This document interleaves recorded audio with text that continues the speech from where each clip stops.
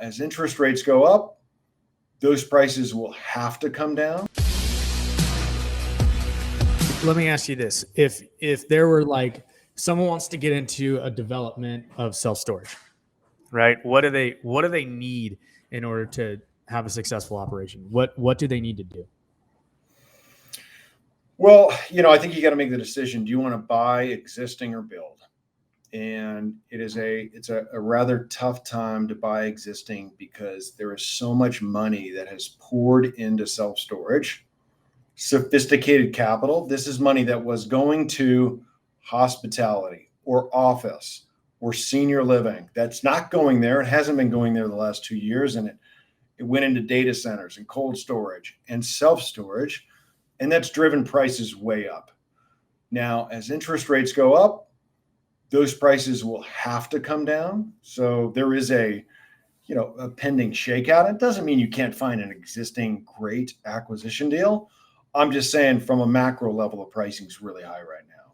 So we're focused on ground up development. We will find off market acquisitions, but on ground up development, you got to have capital. You got to have a strategy. You got to pick great sites. So happy, Pierce, to dive into any one of those you think as we're talking about. Yeah. Okay. So back up here for a second. So you're focusing on the ground up development, starting with the macro data and pinpointing your markets. And then you're going from there. What are 2 to 3 things that you're looking for in the market that are like the key indicators, like, hey, this is a site, we're going for it? And if they don't have those, are they like immediately dead? Yeah, great question.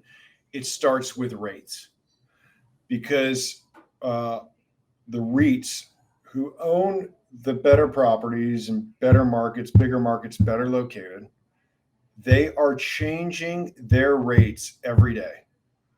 And that's why storage is really uniquely positioned to track inflation, because you can change what rates you're offering that facility every day if you want. And every lease that gets signed by our tenants, it's a 30-day lease. So you could change the rates on that lease every 30 days. Now, if you did it every 30 days, people would probably move out, but you could.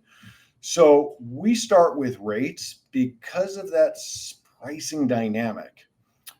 Rates are the best indicator of how healthy or unhealthy the market is. And the analogy I like to think about is, imagine you're going from New York to Las Vegas. It's New Year's Eve. It's the last flight of the night. You have to be there, and there's one seat left on the last flight. Do you think that price is going to be expensive or cheap? It's going to be very expensive. And that's the same thing in storage. It's a lot like airline prices. It's extremely dynamic. You even have some of the more sophisticated operators they'll change pricing intraday now. And that's where a lot of the smaller operators, they don't change pricing, which means they're really not capitalizing on what the market is doing and how the supply-demand curve is either in balance or completely out of balance. That sounds like a lot of volatility to consistently manage.